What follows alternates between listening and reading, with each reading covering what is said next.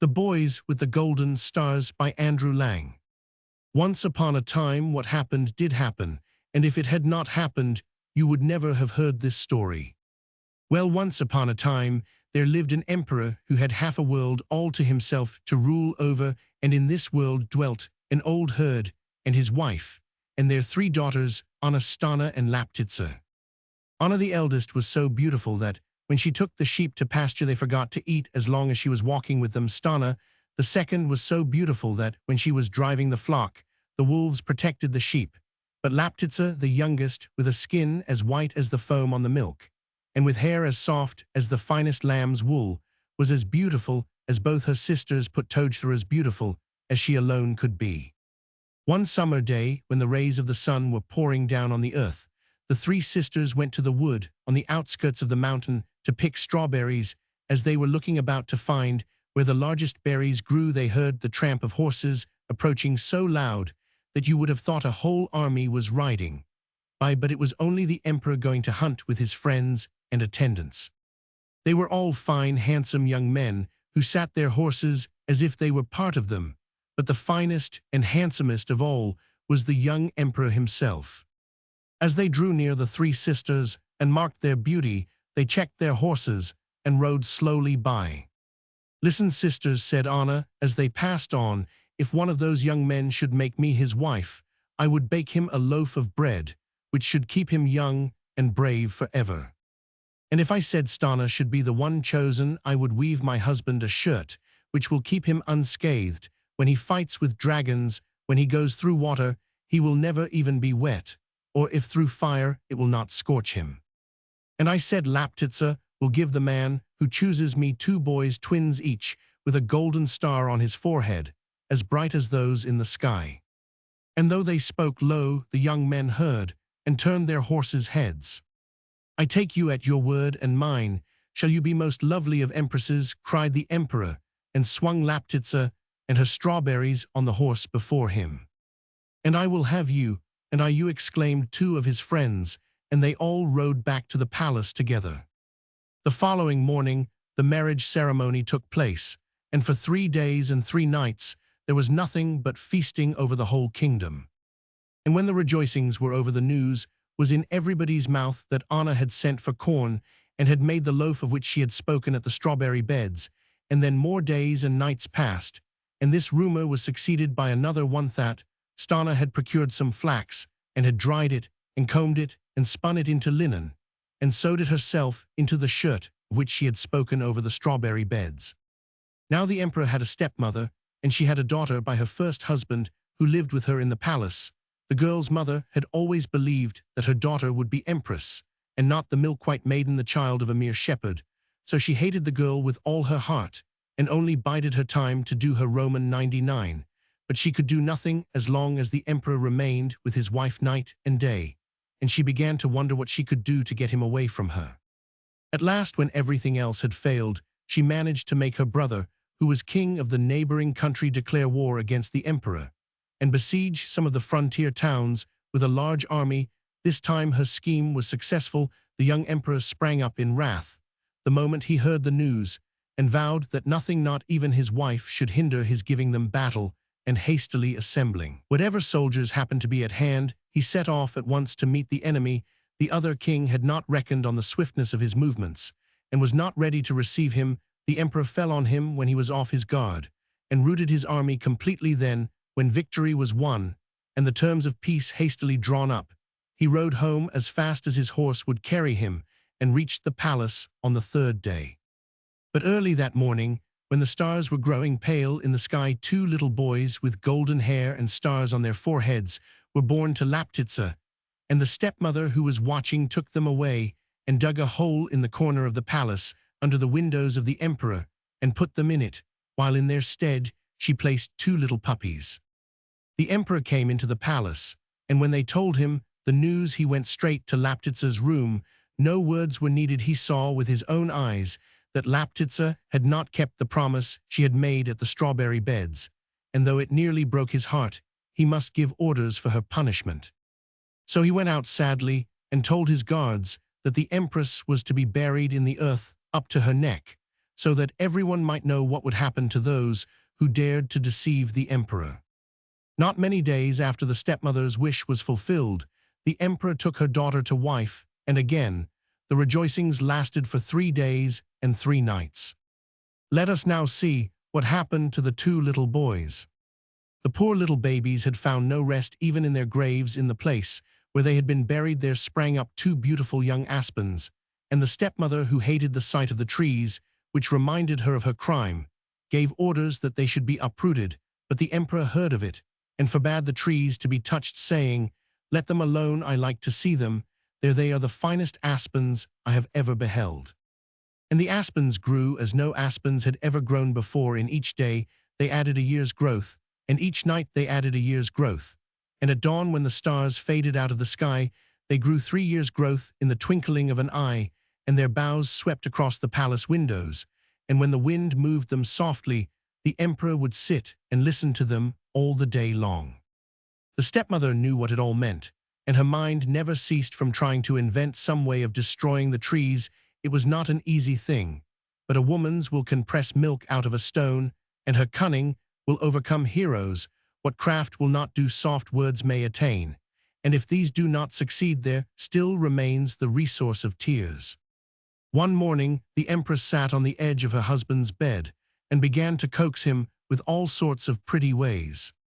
It was some time before the bait took, but at length, "Evan, emperors are only men."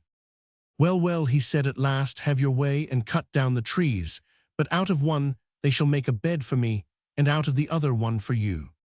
And with this, the empress was forced to be content. The aspens were cut down next morning, and before night, the new bed had been placed in the emperor's room.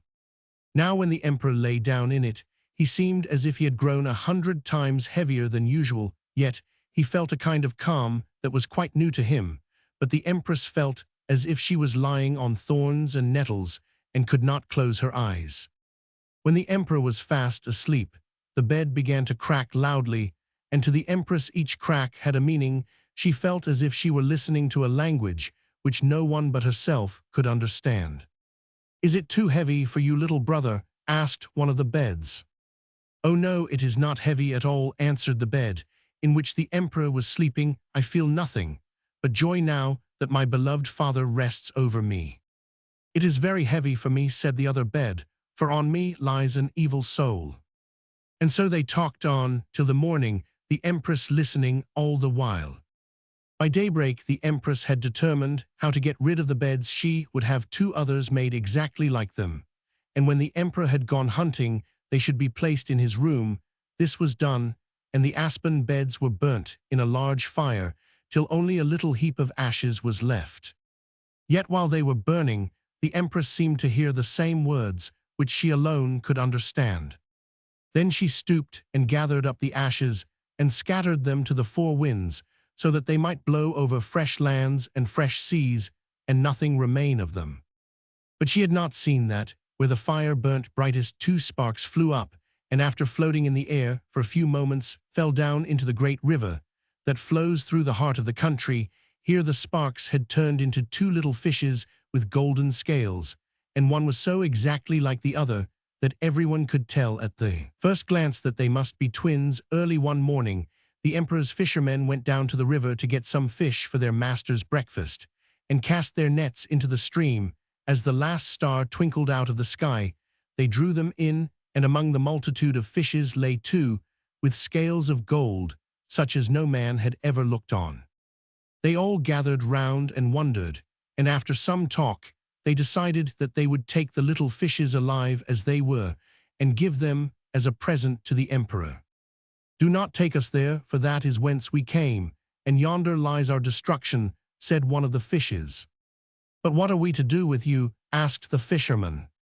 "Go and collect all the dew that lies on the leaves, and let us swim in it, then lay us in the sun, and do not come near us till the sun's rays shall have dried off the dew," answered the other fish. The fisherman did as they told him, gathered the dew from the leaves, and let them swim in it, then put them to lie in the sun till the dew should be all dried up. And when he came back, what do you think he saw? Why, 2 boys, 2 beautiful young princes with hair as golden as the stars on their foreheads, and each so like the other that at the first glance everyone would have known them for twins. The boys grew fast. In every day they grew a year's growth, and in every night another year's growth. But at dawn, when the stars were fading, they grew 3 years' growth in the twinkling of an eye, and they grew in other things besides height 2 thrice in age, and thrice in wisdom, and thrice in knowledge. And when 3 days and 3 nights had passed, they were 12 years in age, 24 in strength, and 36 in wisdom. Now take us to our fathers, said they. So the fishermen gave them each a lambskin cap, which half covered their faces, and completely hid their golden hair and the stars on their foreheads, and led them to the court. By the time they arrived there, it was midday, and the fisherman and his charges went up to an official who was standing about. We wish to speak with the emperor, said one of the boys. You must wait until he has finished his dinner, replied the porter. No, while he is eating it, said the second boy, stepping across the threshold. The attendants all ran forward to thrust such impudent youngsters outside the palace, but the boys slipped through their fingers like quicksilver and entered a large hall where the emperor was dining, surrounded by his whole court. We desire to enter, said one of the princes sharply to a servant who stood near the door. That is quite impossible, replied the servant. Is it? Let us see, said the second prince, pushing the servants to right and left. But the servants were many, and the princes only 2. There was the noise of a struggle, which reached the emperor's ears. What is the matter? Asked he angrily. The princes stopped at the sound of their father's voice. 2 boys who want to force their way in, replied one of the servants, approaching the emperor. To force their way in? Who dares to use force in my palace? What boys are they? Said the emperor, all in one breath. We know not, O mighty emperor, answered the servant, but they must surely be akin to you, for they have the strength of lions, and have scattered the guards at the gate, and they are as proud as they are strong, for they will not take their caps from their heads. The emperor, as he listened, grew red with anger. Thrust them out, cried he. Set the dogs after them. Leave us alone, and we will go quietly, said the princes, and stepped backwards, weeping silently at the harsh words. They had almost reached the gates when a servant ran up to them. The emperor commands you to return, panted he. The empress wishes to see you. The princes thought a moment, then they went back the way they had come and walked straight up to the emperor, their caps still on their heads. He sat at the top of a long table covered with flowers and filled with guests, and beside him sat the empress, supported by 12 cushions. When the princes entered, one of the cushions fell down, and there remained only 11. Take off your caps, said one of the courtiers. A covered head is among men a sign of honor. We wish to seem what we are. Never mind, said the emperor, whose anger had dropped before the silvery tones of the boy's voice. Stay as you are, but tell me who you are, where do you come from, and what do you want? We are twins, 2 shoots from one stem, which has been broken and half lies in the ground and half sits at the head of this table. We have traveled a long way, we have spoken in the rustle of the wind, have whispered in the wood, we have sung in the waters.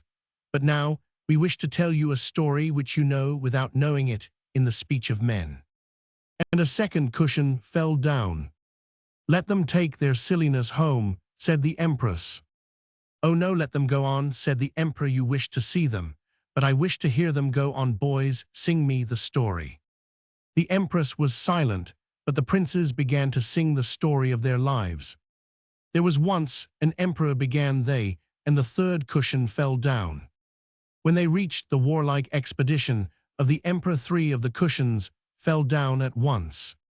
And when the tale was finished, there were no more cushions under the empress, but the moment that they lifted their caps and showed their golden hair, and the golden stars, the eyes of the emperor and of all his guests were bent on them, and they could hardly bear the power of so many glances. And there happened in the end what should have happened in the beginning. Laptitsa sat next her husband at the top of the table. The stepmother's daughter became the meanest sewing maid in the palace. The stepmother was tied to a wild horse, and everyone knew and has never forgotten that whoever has a mind turned to wickedness is sure to end badly. Rumanish Marchen.